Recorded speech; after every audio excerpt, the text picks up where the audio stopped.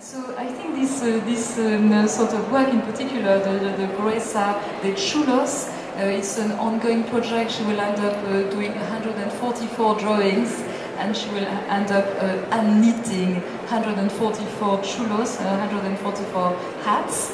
Actually really captures this notion that we are trying to develop in our curatorial project, this notion of identity and how you can look at something that looks almost kitsch touristy from London and transform it into what I think is a rather inspiring work of art. So I think Jimena's work was particularly inspiring.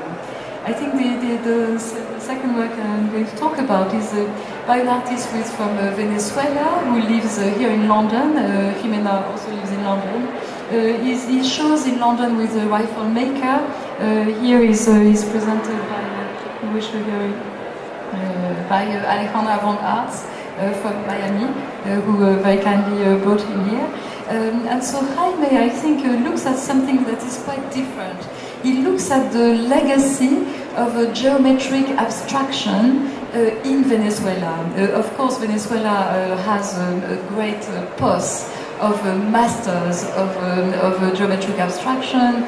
People like Soto, Jesus Soto, Cruz Diaz, Gego, and others have all found a very fertile terrain in Venezuela.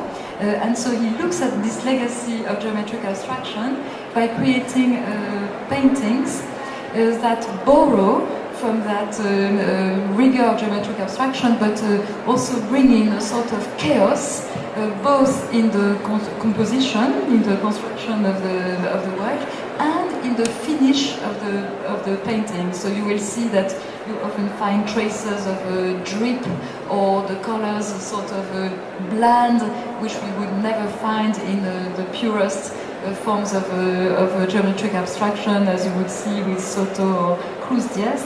And I think he very much introduces that notion of decay, of this decaying legacy of geometric abstraction in Venezuela. There is often a sort of architectural element to his work, which refers in fact to the neglect that works of this school is facing in Venezuela. There are quite a number of outdoor pieces, public sculptures by the great masters of geometric abstraction that are currently neglected and that are peeling off, that are falling apart.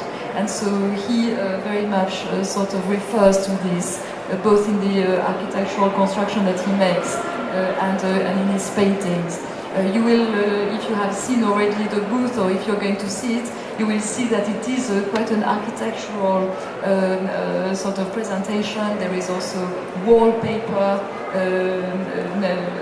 pasted on the one of the inspirations for this particular project here was the interiors designed by Gio Ponti in Venezuela. So the first photographs that we saw in the previous slide, on the left-hand side you can see this house in Venezuela, which I think we have it in the caption, but all the interior design was done by Gio Ponti as well. And on the right there's an image by Reveron, and he was saying that maybe Jaime can explain it. So these were, just to complement that, these were the two sources of inspiration for this particular project. There's one when they called me to have a project room here, I was in the middle of a book by Federico Vegas, who makes up an interview in the last days of the life of Reveron with the psychiatrist who treated him, supposedly. But there is one fact that he names there that I didn't know about, and is that in 1953, one day, Gio Ponti was taken from Caracas to the coast to see the house where Reveron was living. I don't think they actually met, because Reveron in those days was already in the asylum, in the mental asylum where he died. But just the idea of the clash between the way it's put in the book is the way a Venezuelan feels that life should be in the tropics, as opposed to the way an European person was starting to discover and impose on how the tropical life should be, which was the Geoponte house, which is a masterpiece in Caracas, and what in the place that Reveron built himself in the coast was a complete is a handmade stone by stone, palm trees, palm roof house. And the result in the paintings that they have is that they have more white than I normally use. I try to force in some kind of lines like in Geoponte's case, but I was using very rough material like Reveron he was painting always on sack, on jute fabric. So it's already in the material character there is a clash there, which I think is the same as the clash of these two things. And there's one specific day in 1953.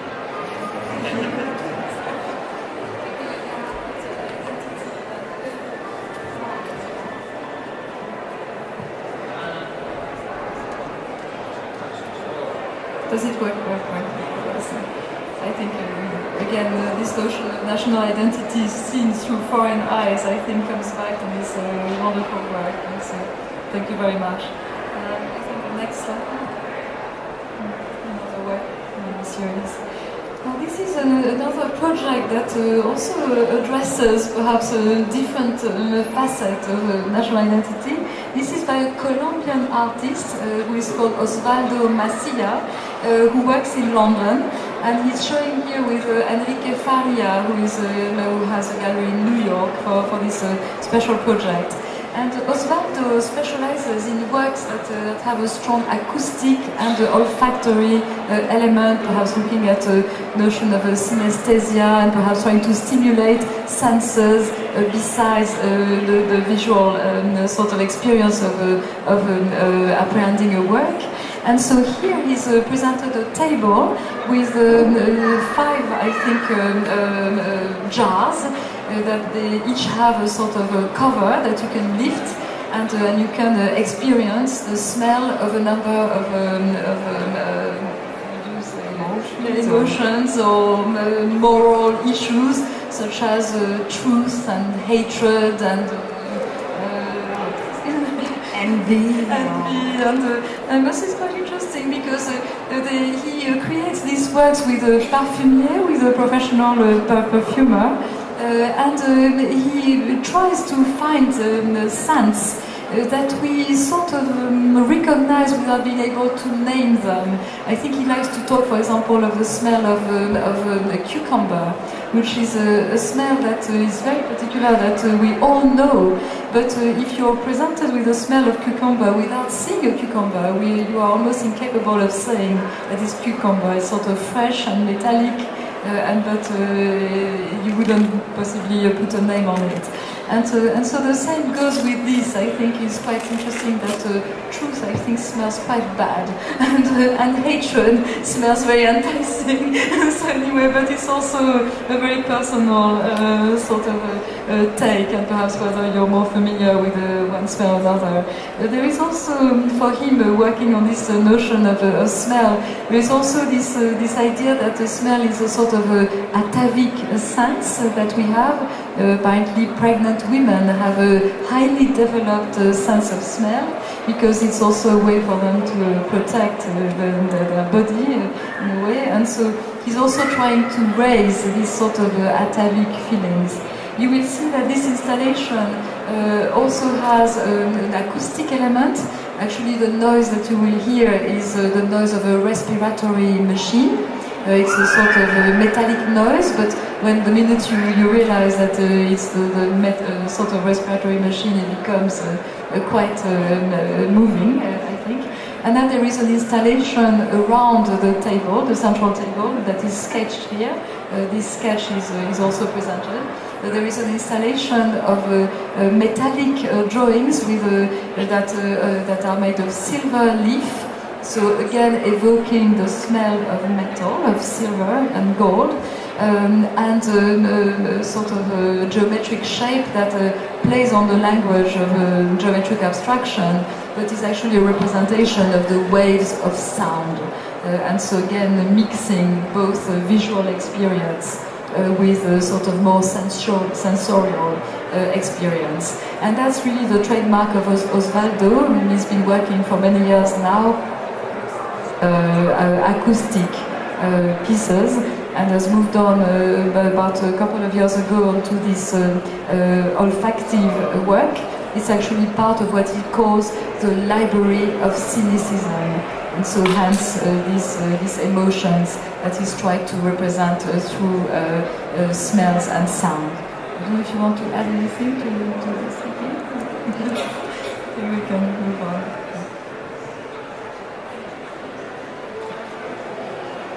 And then, well, the next artist we have here is Cipriano Martinez, who's also a Venezuelan.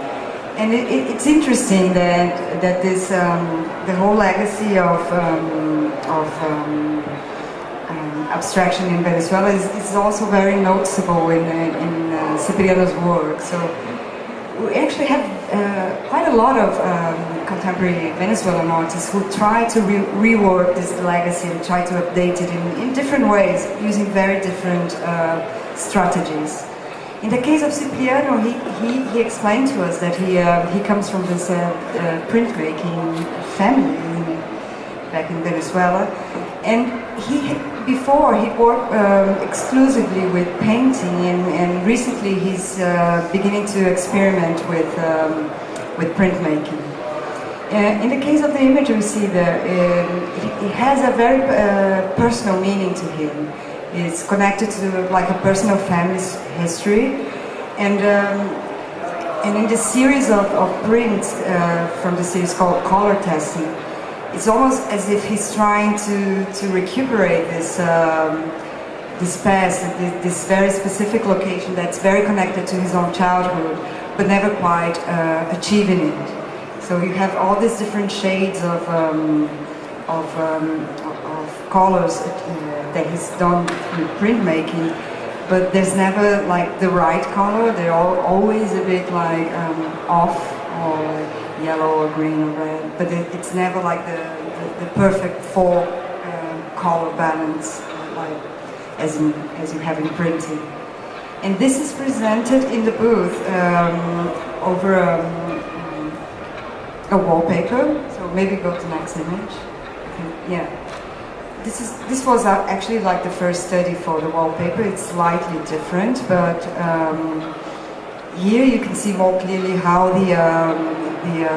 the legacy of abstractionism in Venezuela appears quite strongly.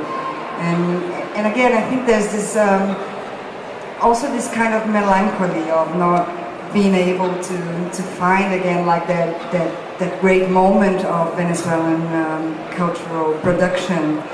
And as you all know, I think like, Venezuela has been in a very difficult political situation recently, and hence also I think the high number of Venezuelan artists living abroad. I think what's interesting in this painting also is that you can sort of detect the legacy again perhaps of Cruz Diaz, particularly if you look at the vertical lines. But this is clearly sort of introducing an element of chaos. But what is really interesting and quite moving, and perhaps denotes his British inspiration, is the manipulation of the paint itself.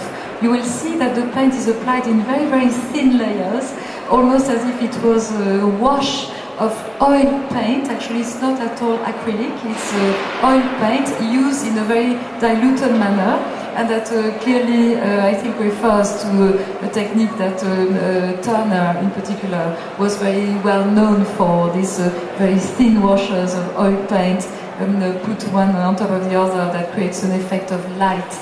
That is quite remarkable in his painting. So I think in that sense he introduces a sort of British element to that Venezuelanness.